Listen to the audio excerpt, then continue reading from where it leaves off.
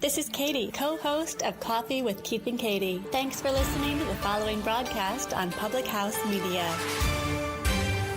This is Rachel Mullins, host of Hashtag No Filter Friday, here on Public House Media. Thanks for listening to the following broadcast on Public House Media. Once you're done with this episode, I hope you'll come check out my new show, Hashtag No Filter Friday, where we talk about all of the sexual misconduct allegations swirling around Hollywood. A new show drops every Friday at 8:30 Pacific Standard Time. Don't forget to subscribe on iTunes so you'll never miss an episode of Hashtag No Filter Friday. Thanks again for checking out the following broadcast on Public House Media.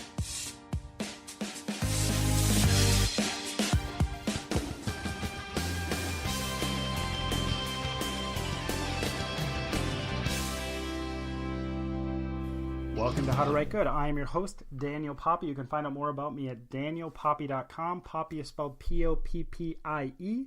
Daniel is, I don't know how to spell Daniel, honestly. Who knows? This podcast is brought to you by Public House Media. You can find them at publichousemedia.org. Check them out other places. You can also check out me. I want to encourage you, if you haven't yet, just a, thing,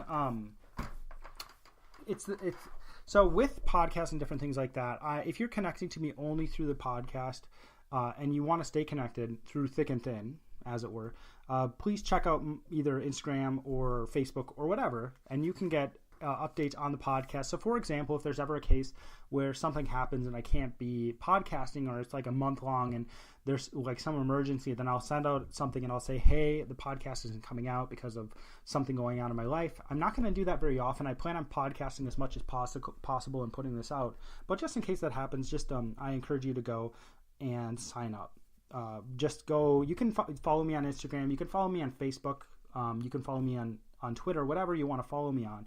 You can just you could subscribe to my email list as well. That'd be awesome. But then you'll get all the information and what's going on with the podcast, up to date with anything that happens, because you never know what's going to happen in life, and I may not know. Like I may schedule a podcast and then things may change completely with stuff, and I may need to get stuff out there, but I can't do another podcast. All right, so I have an announcement later on in this podcast, so stick around toward the end. I'll do it before. I'll do it a little bit later. But we are going to jump to our word of the week. Our word of the week is rugose. I'm not going to give you the etymology this week. Okay, rugose means full of wrinkles, corrugated, or ridged. Ridged, not rigid. Okay, it means ridged. So rugose. R-U-G-O-S-E, and I part of me feels like I'm saying it wrong and it should be rugose, but I'm almost certain it's rugose because I looked it up and I saw the stinking pronunciation. We are going to jump to our accidental lessons. So we're going to be talking about the movie industry this week, and I was interested in this because I just wanted to see how much original content was coming out of the movie industry. Okay, fair enough. So I actually did a search and I looked up every movie that was coming out in 2019. Now, this is a snapshot of a year. Now, this may be reflective of the entire movie history, which is kind of sad if it is. Or it may be reflective of only this year or only the last 10 years or something like that. So I looked it up and I wanted to look at remakes and sequels, things that were based on previous IPs or true stories. IP is intellectual property. So this is just different things that have already been made. So Batman is an intellectual property of whoever made it. Spider-Man is an intellectual property of whoever made it. Which is going to be really interesting when the 100 years hit, because that's when copyright runs out. Because then you're going to get people who make all these different things because the copyright runs out. It's just an interesting thought. Actually, it's probably owned by a company, honestly. But I wanted to look at that, and I wanted to see the new things that were coming out of Hollywood, and I kind of want to talk based on that. So when I looked, I saw stuff like there's another Hellboy coming out. This is the remakes and sequels. There's another Hellboy coming out. There's another Men in Black. There's the Last Avengers, the Endgame, Aladdin, the remake, Godzilla's coming out, How to Train Your Dragon, Glass, which is a sequel to Unbreakable and Split. There's another It coming out, John Wick, another one, the remake of Lion King. There's a movie for Downton Abbey, Terminator reboot, Toy Story 4, Little Women, Star Wars 9, Rambo 5, Lego 2, Lego Movie 2, Child's Play, The Kid Who Would Be King, which is based on The Man Who Would Be King, which is a book, which is a remake. I don't know if this maybe should be in the IP one, but Dumbo and Shaft, okay? And then we've got stuff like The Joker, Captain Marvel, Sonic the Hedgehog, for things that are not, they're original stories, but they're coming from different areas. Or they're stories that are coming to the movies first. This is the first time they're going to be in the movies. Let's just call it that. Spider-Man, The Irishman, Where'd You Go, Bernadette, Shazam, which I'm interested in, and stuff like that. Now, there's about 20 remakes and sequels coming out in 2019, and there are about 20 things that are based on a true story or based on previous IPs coming out in 2019. And again, IPs are just things that have been made before, and they're kind of taking that idea and they're using it in a different situation if you can't remember what that is. So hopefully that helps. I just like you to think about how many movies are coming out that are completely original, that are from Hollywood. And this makes me laugh. It's kind of ridiculous. How many movies that are coming out from Hollywood are completely original? In 2019, how many movies are completely original that you'll see coming to theaters? So I'm going to let you sit on that for a second, and I'll tell you in a little bit. And I'm just going to talk about what we typically think when we go to the movies. When we typically go to the movies, I think we have a specific idea of what we're going to see. When we go to the movies, we expect to see a really good story. We expect to be. I think generally people go to the movies and they expect to be caught up in a really good story. They expect to be carried along by that story, and they expect that story to kind of move them, right? They expect to forget about what's going on. They expect to be transported into a different world where that story takes place, essentially. And I would say most people go to the movies for that case. And why do people go to the movies? Because of that reason. Well, if you think about if you think about what used to be the case, I think movies used to be based on stories more. And I think movies used to be based on stories more, and I think that it's the case that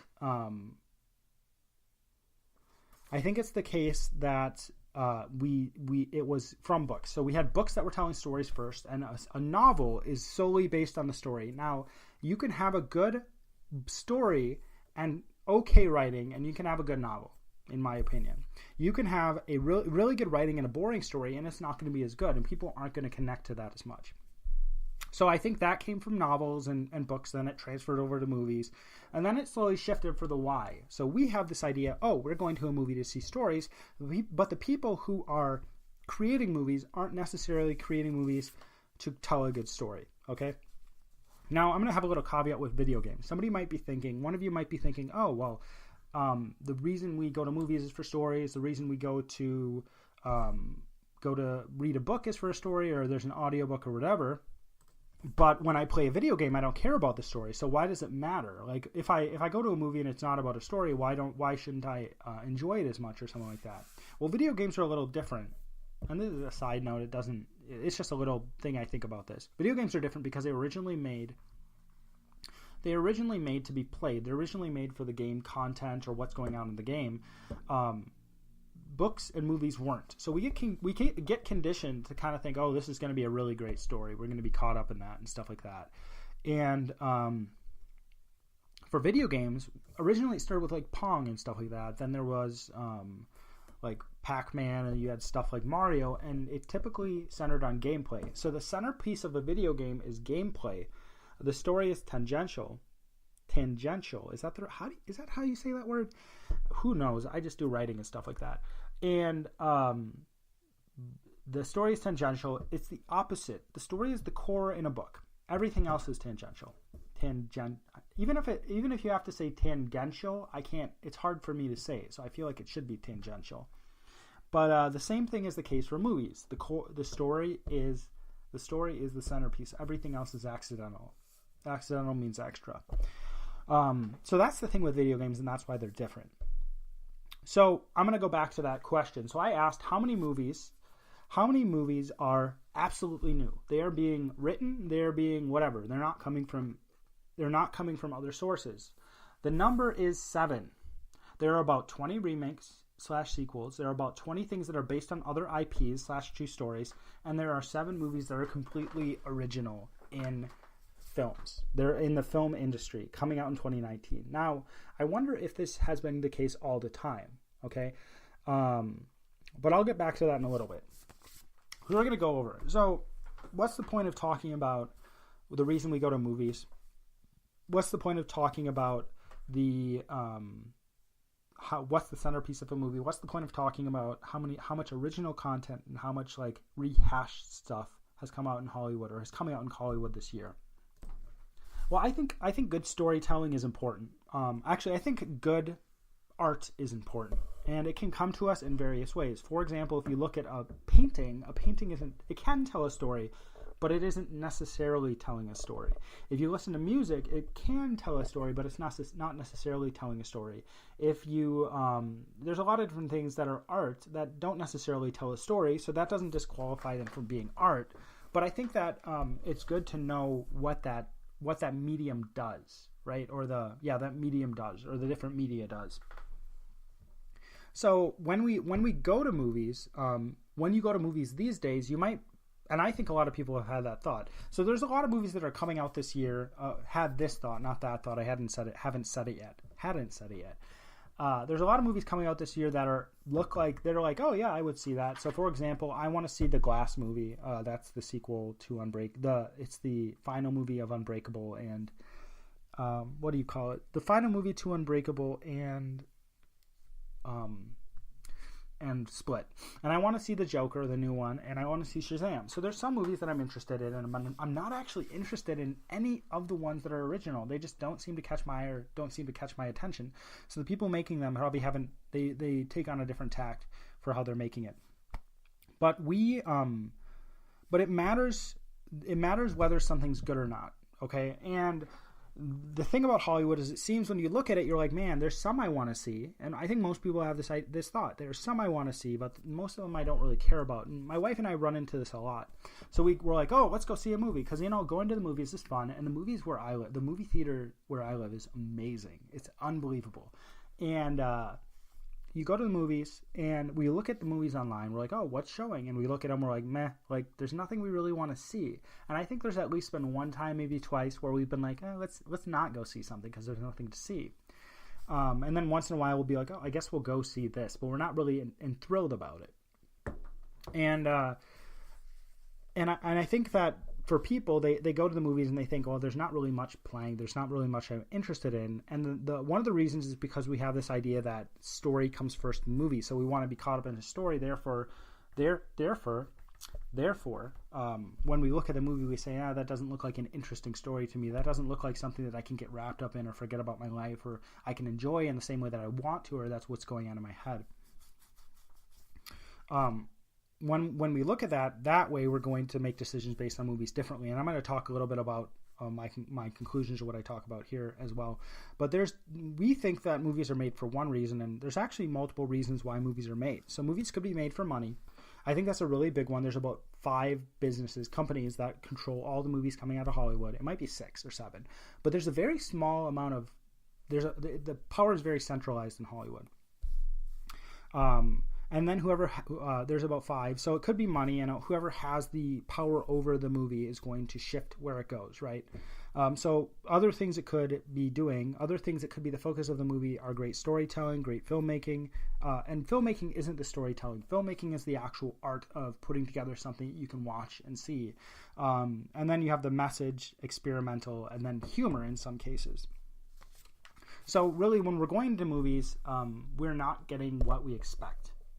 And I don't know if that's good or bad. We have a specific expectation that we're going to see a good story, and it might not be the case, because if you don't prioritize the story, you're probably just going to get a lackluster story, and who cares, right? But before I go on, I'd like to just kind of highlight the different types of movies and epitomize them in certain things.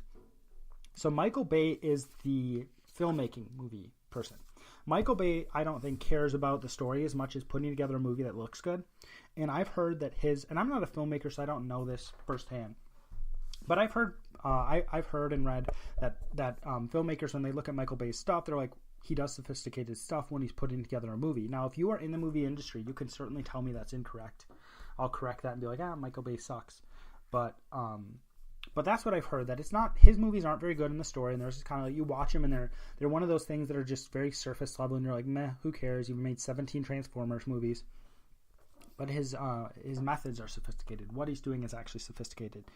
So that's the filmmaking aspect. That is a person who says, I make movies for filmmaking. I make movies to make good films, do good filmmaking. Another one is God's Not Dead. So I went to this movie with a friend of mine. We were interested in seeing it. We're just curious, and we walked out, and my friend's like, well, they really push their point across a lot. And this is the movie that the reason why they're making it is the message, right? If you're someone I have a really big issue with God's Not Dead because it's a Christian movie, and I think it takes a completely incorrect view on art/movies. There's this idea in Christian circles, and among the ones that I think that made God's Not Dead, is that you have to preach and you have to have a message in every little ounce of what you're making. And that is the ultimate goal of what you're doing. And I think that the gospel, if you're not a Christian, that's what they call it, the message they have is really important. But I think that there are specific, and I don't even think that you don't have to not include it in the story. I just think that you have to, there's a reason. Storytelling has a specific goal. Storytelling is in our lives for a specific reason. And storytelling is not necessarily, it's to tell something beyond a message. It's to tell a greater truth about life. And I think that you can tell your message, the message that Christians are taking and putting into their movies and pushing and pushing and pushing. And I'm focusing on this because it bugs me. The message that they're taking and putting into their movies and pushing and pushing and pushing would actually be conveyed better as like a truth conveyed through the movie's storytelling. And you can do a lot with that. And it's so much better. You could tell that message, for example, like God's Not Dead is annoying because I believe they misunderstand Nietzsche. So they take this idea, so it's based on a song by a Christian band of the same name. The band isn't, the song is of the same name as the movie. And they take that, and the band, I think, misunderstood it because Nietzsche wasn't saying, oh, God is dead. And God doesn't matter and he doesn't exist. I don't think Nietzsche believed God existed, but what I believe he was saying, and you can correct me if you're a philosopher, what I believe he was saying was that we act like we live our lives as if God does not exist. Therefore, God is dead. Okay? Now that is a lot more of it. That's a more interesting idea than this idea that he's just saying, like I'm a teenager and God doesn't exist and I'm all angsty, because he was a big thinker. I really think he thought about life a lot, and he was from my perspective fairly nihilistic, and I think most people would agree with that. But he was just saying, hey, like we live our lives as if this God doesn't exist. So he's dead. We've killed him. Like in the thing, it comes from this thing where it's a book called Thus Spake Zarathustra. I believe that's how you say the prophet's name. It reads like the Bible. It's really bizarre. It reads like the Bible, and he's essentially prophesying about the world. And Nietzsche is using that. Actually, it's almost like a story. And he's telling about how we live our lives, and he's telling about philosophical ideas through this prophet. But one of the things is, oh, God's dead and we've killed him. Essentially, that's a paraphrase. So they misunderstand that. And if you actually understood what Nietzsche was saying and thought about it a lot, and you actually made a movie based on those really deep thoughts, and you made a story based on that thought, that would be a really powerful story, because it would say, okay, God's dead. We live without God. What does that mean for our lives? What is the logical conclusion, and what is this going to look like?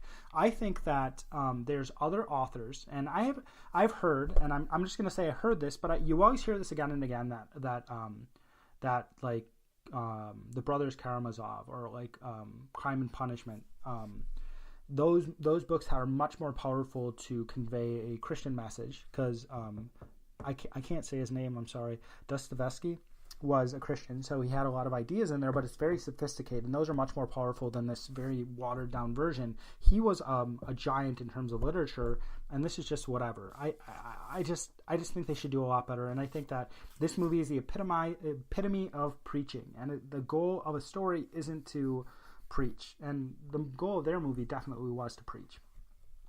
Seinfeld is just there for humor. Seinfeld is a show about nothing. They don't care as much about storytelling. They're just trying to make you laugh and make weird situations. They use that. The ultimate goal is to laugh. The ultimate goal is the joke, and they use storytelling to get to that joke. The Fountain is a weird movie with Hugh Jackman, I think. It's about a terminal cancer patient, and he's in real life, and he's also at the World Tree in like a bubble. And it's just it's a bizarre movie that I think is a bit more experimental in its storytelling and what it does. And it's a little bit slower. I think it takes a certain personality to watch it. but it just tells a story and is trying to convey like deeper meaning and stuff like that. That's the point of that movie, I think. You've got things that are they seem to be focused on storytelling primarily. You've got The Prestige, and you've got the movie Boyhood, and another one that I would say is Eternal Sunshine of the Spotless Mind. And all these are unique, and all these are taking risks, but their primary objective is to tell a good story. So these are like just examples to get your head around for you to remember. But when you go into a movie, and I guess I'll ask you this because I really don't know the answer to this.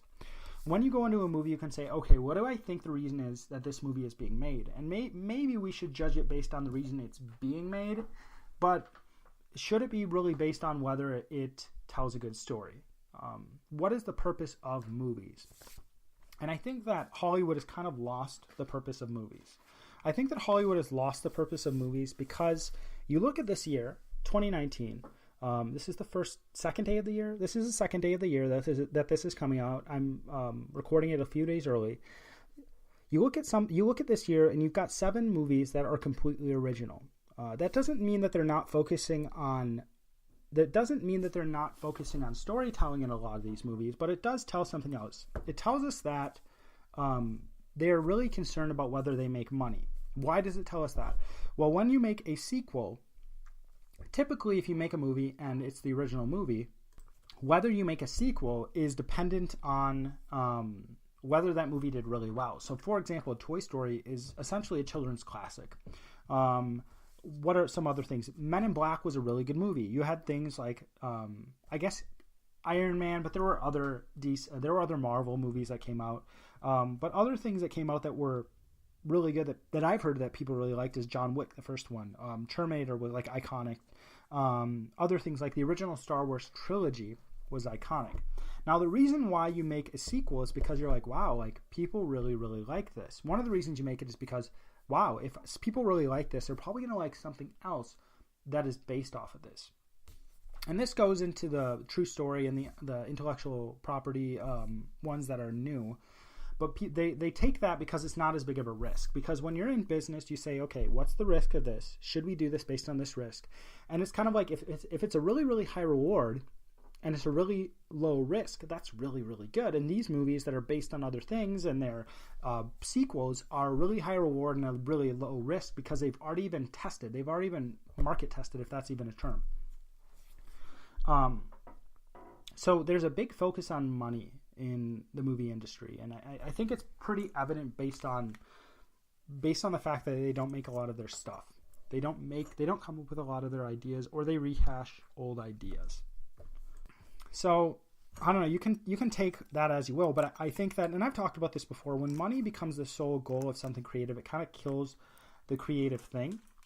And I think that money is their main goal. And I think that these people who are making movies, and I think these movies aren't going to do super well, but these people who are making these movies, these 7 movies that are completely original, they're taking a risk because they're not basing it off of something else, right? And they're not basing it off of something else. I don't know, maybe they want to experiment, maybe they want to do something different.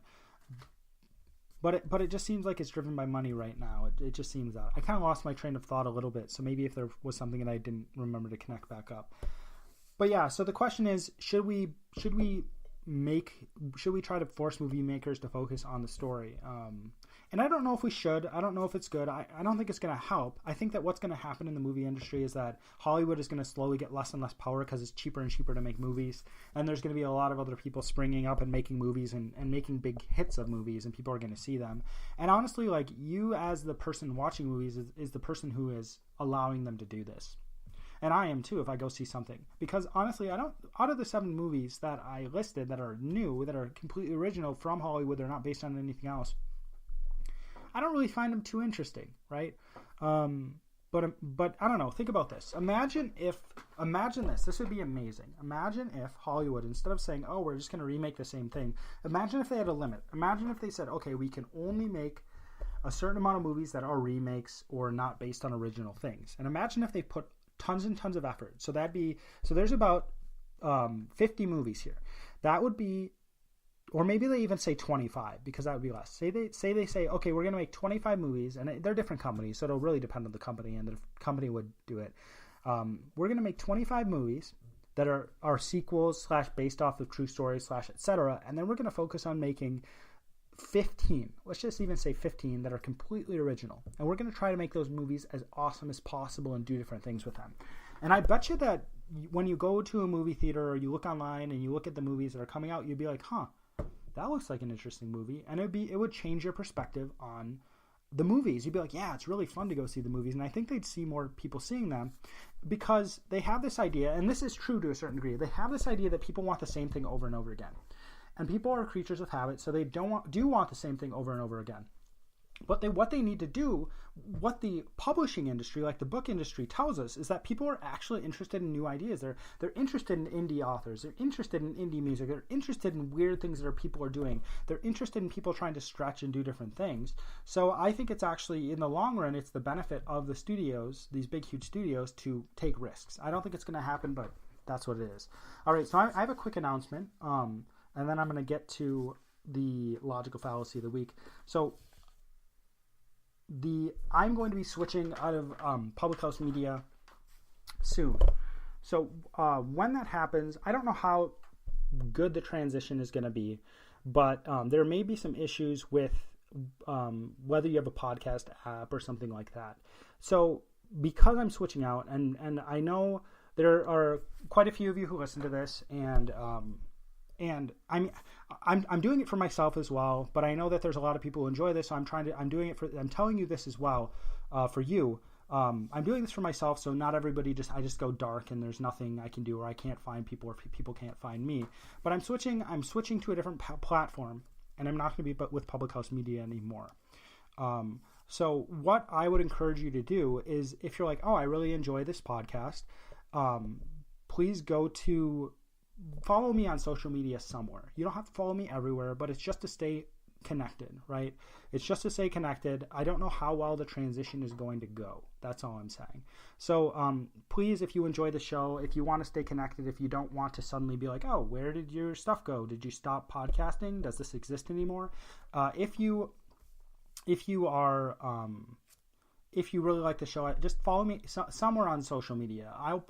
I will put my website. That'll have everything. I'll put that in the show notes, so you can check out my website. You can follow my mailing list. I'll send stuff out to that, but you can also follow me through any social media. I'll just put all my stuff in the show notes for this week, and you can follow me wherever you want. That's the first announcement. So please, if you haven't yet, follow me somewhere, because I think there's quite a few people who don't actually follow me on social media. I'm not aware of everybody or who everybody is who follows me, but I really appreciate, if you can't find me for a while, or if something happens, I really appreciate your support, and I really appreciate that you do listen. When I started this, I was like, man, who's going to listen to this? Who finds interest in what I'm talking about? And it's just been crazy. It's been a little over a year, and it's done so much better than I thought it would. I'm not one of these people who are on the top 10 Apple Podcasts, but it's just, I'm really grateful for it. I'm really grateful for you.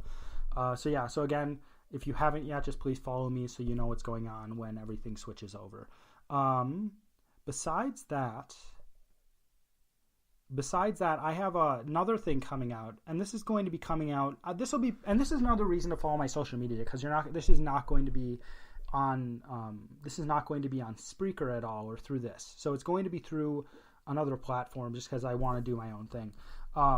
I have a serial story coming out next week, and it's going to be it's going to be as a blog post, and in an audio format. And there's going to be, sorry about that, I think I just hit the microphone a little bit. And this is going to be as a podcast. I'm going to put it out as its own individual podcast, and it's also going to run not with this podcast that I'm switching from, not with this platform, but with this other one. So check that out as well. The story is called One Last Toast for Ebenezer Fleet. Again, the story is called One Last Toast for Ebenezer Fleet. And the first day it's going to be coming out, if you're interested in that, is going to be, I just have to check quickly. It's going to be, sorry, it's a little slow. Oh, that's February. It's coming out in January. It's going to be once a month. It's going to be coming out Monday, the 7th. So Monday the 7th, check out my social media channels for that information. And if you find that, you can find my other stuff too. So this isn't going to be the same thing. So if you're interested, I know a lot of people like listening to the stories. I found myself liking that a lot as well because you can do other stuff with it. But again, sign up for my social media on some social media of mine. Go to How to Write Good. You can type it in I'm on Instagram, Twitter, Facebook. Type that in, follow it for the story, and just to keep in touch, just in case the transition doesn't go well. Yeah. So that's what I've got. I'm really excited to do the serial story. I wrote the first chapter. I still have to record the audio, but I'm just really excited because it's just something new, and it seems like something it's going to be really fun, I think. All right. So our logical fallacy of the week. The logical fallacy of the week is the furtive fallacy. Okay. So this fallacy is that outcomes of a specific thing are because of the decision makers acting poorly. So people assume, so let's think of what's an example I could think of. So let's just say that you have a kid and you're married and you have a child, and your child ends up going to prison. Okay. Now, if someone automatically assumes, okay, your child went to prison because of how you raised them, now that might be the case. You might be a really awful parent. You might raise your child really poorly. But if somebody automatically assumes that without any other information, they don't have all the information. They just say, oh, like your child went to prison because you made specific decisions and they were bad decisions. Therefore, that's what it resulted in. I think this happens in the education system a lot, actually. I think it's the case where a kid is really, really hard to teach. And I've been in the education system. I know what they put out. And there's this idea in the education system that a kid's failure or success is based solely on the teacher, which is a tremendous amount of stress, which I don't agree with whatsoever. I think that's completely wrong. There's a lot of different reasons. Like, first of all, it's the teacher is in control of everything, right? There's no agency on the part of the child, which with older children, that's really important. There's no agency on the part of the parents or anybody else who knows that kid. The teacher is the only acting agent in that. You take the agency away from everybody else if you say that statement. It's kind of ridiculous. And there's a lot of factors that go into whether a kid fails or does well in a class. It's not just the teacher. It goes beyond that, right? And I mean, if you really think about it, I think that you'd agree with me. I'm sure there's someone who disagrees and like, well, the teacher should really do absolutely everything they can to make a kid succeed. It's like, well, should they parent the kid, right? Should they go over to the kid's house every single day and tutor them for 2 hours every single day? Then they have to do that with every single kid who's struggling. And you can't. You're physically incapable of doing that. So I don't think it's the case. So that's a case where if a kid fails in a class, somebody might be like, well, it's the teacher because they're horrible. And it might be the case that the teacher is really bad. I've had bad teachers. I'm sure everybody's had bad teachers. But it might be a different reason. That's the furtive fallacy, the outcomes caused by the bad decisions of the decision maker, the decision makers acting poorly. Okay, so that's the logical fallacy of the week. As always, thanks for your time. Thanks for you listening. Well, I don't always say that, but you know what I mean. And again, follow me on social media. You can check me out on Instagram, Twitter. You can check me out on Facebook. It'll be good. So yeah, my name is Daniel Poppy, and this is How to Write Good.